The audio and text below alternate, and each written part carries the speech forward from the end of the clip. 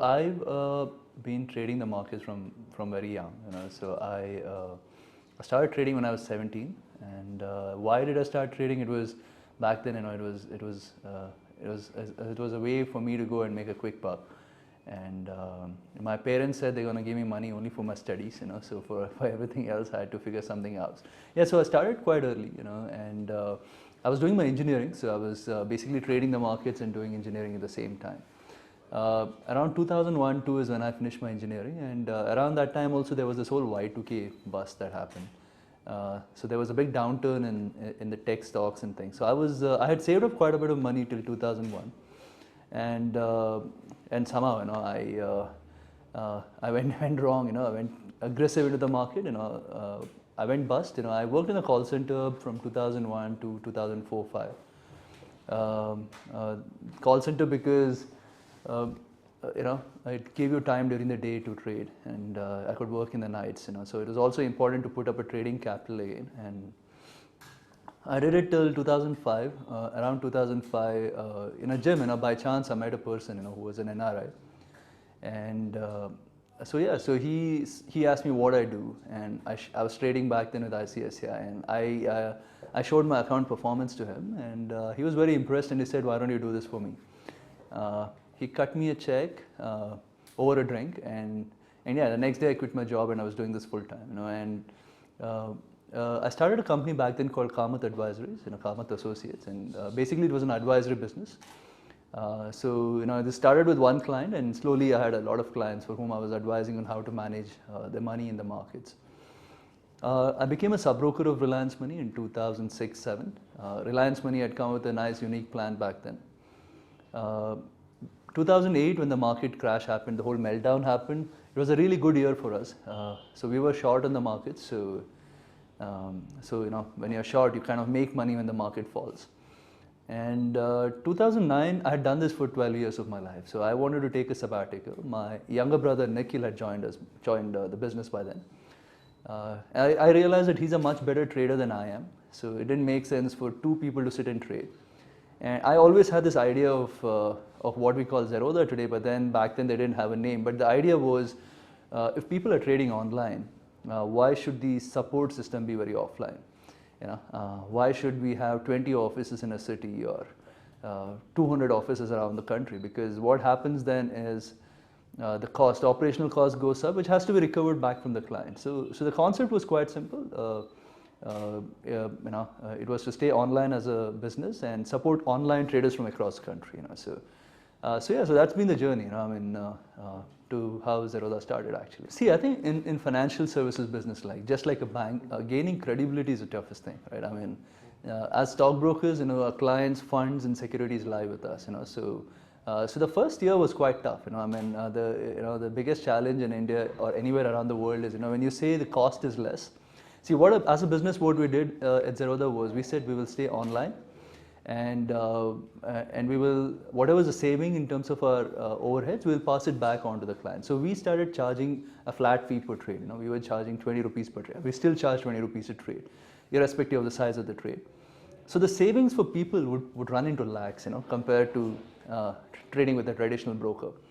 And so the first question we were asked is, what's the catch, right? As in, why would you offer it such a low cost? So when we started the business, the first 100 clients, I remember we took 2.5-3 months. The first 1,000 clients took us almost 8 to 10 months. But then, once people started understanding how we are doing this, so today our run rate is between 4.5 to 5,000 accounts a month. So there are new 5,000 clients getting added every month. Also, what helped is, I think in September 2011, 1 year from when we started, Economic Times ran a small little feature on our business, and then suddenly people realized that there is this way which works in the West.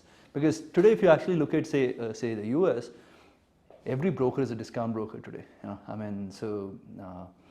So someone wrote an article, and and they said there is this company in India trying to do this. So suddenly so we were kind of heard by a larger audience, and our account openings slowly started ticking up. And so today we are close to about 75,000 clients from across the country, around the world, adding 5,000 new accounts a month. When we started our business, We were members only on the National Stock Exchange. Today we are members across the board, so equities, currencies, commodities, derivatives, whatever, so anything that moves in India you can trade with us.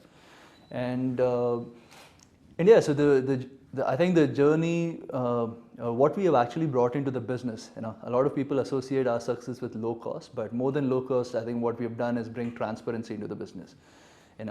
Financial services business are typically quite opaque.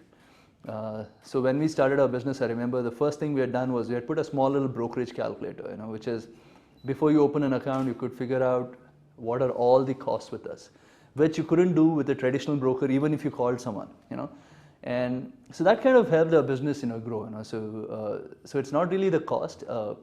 It's basically all the other things we are doing at that cost is what actually helps our business, I think, has helped our business to get where we are today. As I said, everyone says pricing, but the first most important thing is, we do it at the lowest cost in the country.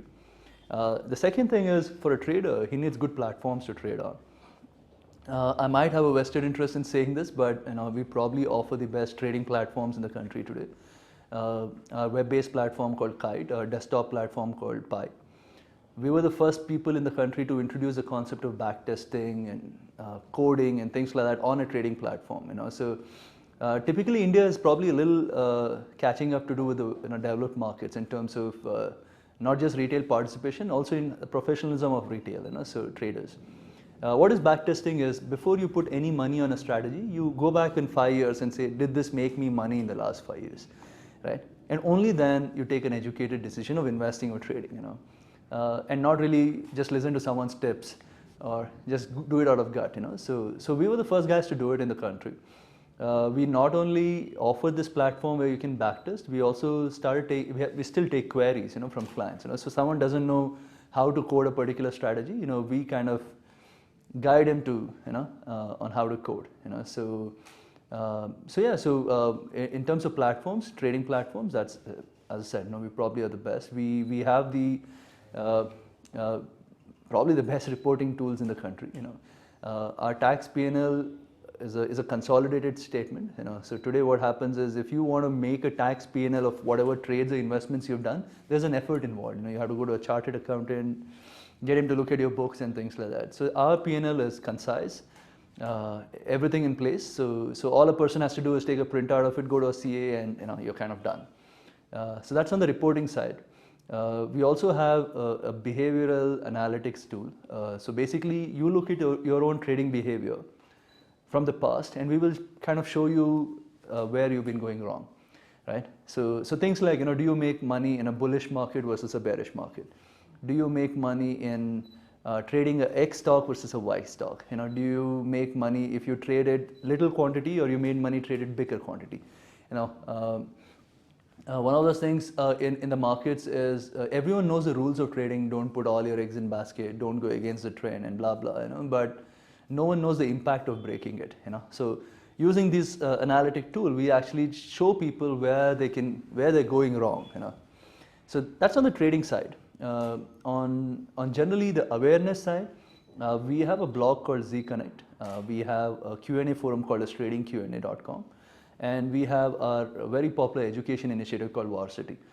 So together, these three gives us millions of views every month. So it is, as a business, we haven't spent a single rupee on advertisement till date. So all the 75,000 people who have come to us have come on their own.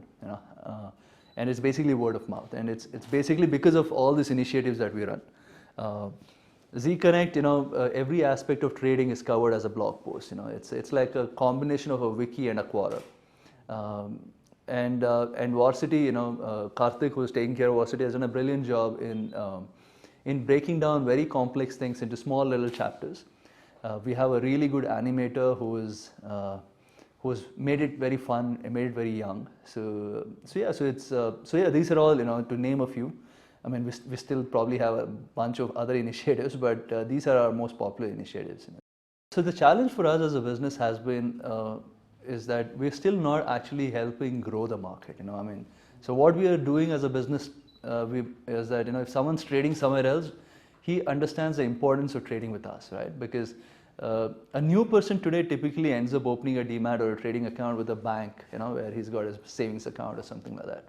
But today, as I said, the Varsity initiative is probably the most popular education initiative right now in India, which takes you from ground zero to really complex things. So one on the education side, we are doing it. Second on the platform side, our new web-based platform Kite, we're about to launch it in 10 different languages. Right? So we'll be the first trading platform in India to do it. So what we are trying to say is we will give you that local feel as well, because everyone's got internet access today. Even the tier 1, tier 2 cities. But they're probably not really comfortable understanding in English. So we've said that we will give you a local kind of a feel to it. And even Kite, if actually visit the website, it's clutter-free, no noise. It's not that a very intimidating kind of a atmosphere which your typical trading platforms have. So that's basically on the on the education side and on the platform side. We're trying to simplify it, make it easy for people to access. For a population of India's size, the activity in the market is quite shallow right now. The depositories give a number of 1.5 to 2 crore demat accounts, but that's not unique accounts and that's not active accounts. If you actually look at active demat accounts in the country, we are probably talking 20 lakhs, for a population of 120 crores, which is like 0.02%. Whereas a developed economy is probably in the range of 15 to 20%. Right? So the challenge is that, right? The one is challenges, dude. How do you go out and run a business if the market size itself is 0.02%?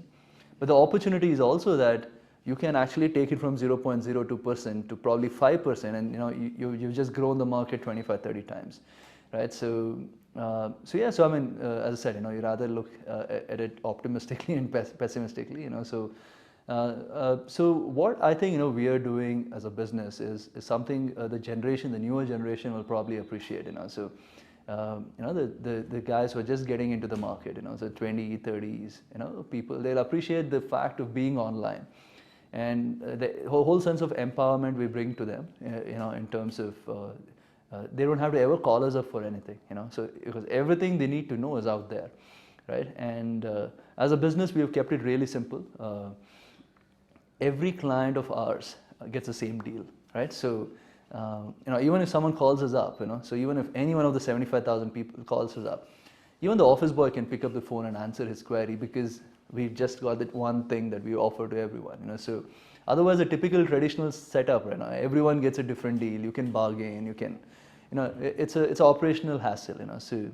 As a business, what we're looking at doing is we're probably amongst the top 5 retail brokers in the country, and we have done it without any pedigree name, in a sense. We haven't really come from a business family as such, So to be here in terms of,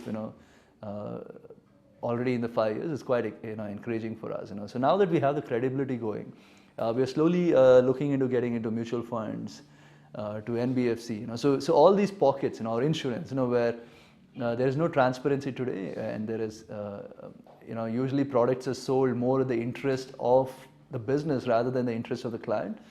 I think we spot an opportunity here, because I don't think in today's world you need a relationship manager, to be very honest.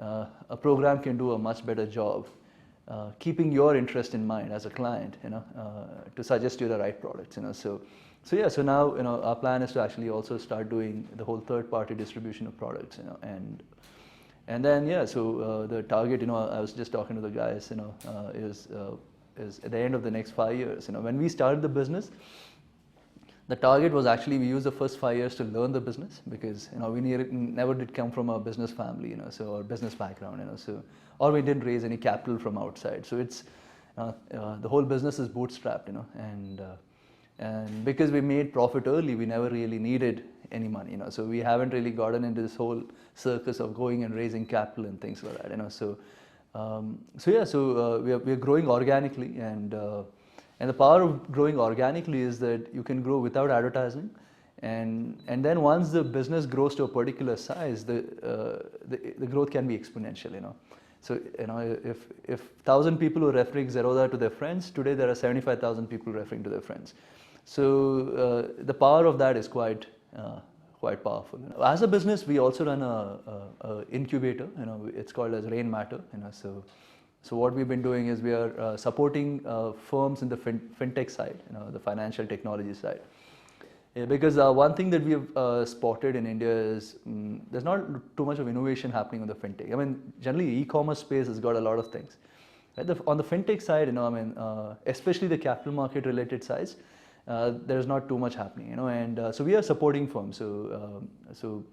What we do as a business for these firms is, one, we give them money. So we've allocated around 25 crores for this. We have invested close to 6.5, 7 crores on the new startups. Second, what we do is we give them space if they require. So we give them infra. One of those problems with the capital market side is there aren't too many regulators.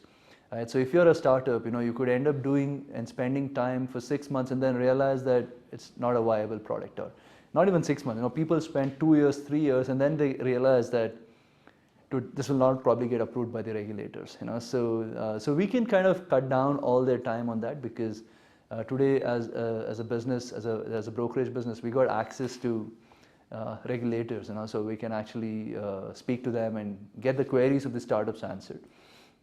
Third thing in the market is the data cost quite heavy. If there's someone who's building, the market data is quite expensive. And we have it in-house for free, so we don't mind sharing it.